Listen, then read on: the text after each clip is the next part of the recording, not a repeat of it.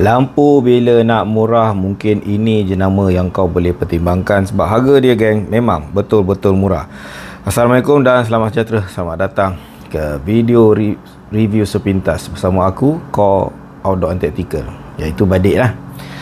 So, setiap pembelian lampu ni semestinya kau akan dapat kotak, dan pelik sikit, kita akan dapat satu charging dock. Tapi lain sikit daripada charging box yang biasa, di mana dia dah ada built-in cable. Jadi benda ni aku yakin memang confirm akan betul-betul memudahkan. Lampu dia, okay, kita tengok pada bahagian luaran dia dahulu. Korang tengok daripada sudut bentuk, amazingly untuk sebuah lampu yang murah, bagi aku kira cantik. Bagi mereka yang dah dapat pegang, kalau kata sebelum ni kau pegang Nightcore, kau pegang Olight, Workhorse ke Sofen ke, kau akan rasalah, ya, maaf kata, lampu Superfire ni memang terasa murah dia.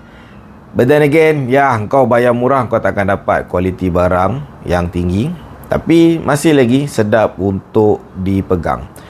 Mood dia geng pun simple je. Dia ada ni, bila kita on kan dia, nak tukar mood, kita half press. Ni mood pertama.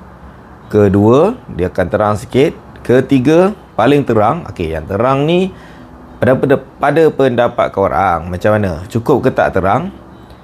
Yang keempat, strobe. Yang kelima, macam biasalah, blinking SOS.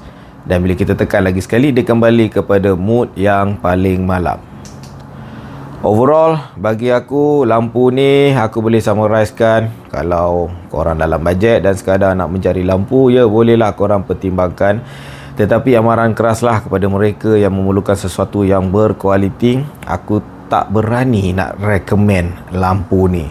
Jadi kalau tak berkualiti, nak beli untuk apa? Contoh, kau sekadar nak letak dalam kereta, nak buat standby dekat rumah, sedangkan rumah tak adalah selalu pun blackout, dan mungkin sekadar nak bagi hadiah kepada anak, nak biasakan anak untuk kenali dan handle flashlight.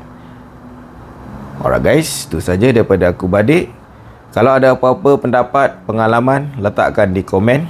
Dan jangan lupa untuk support kami dengan tekan button like, bukan tukang button like. Sorry. Itu saja geng. Ciao.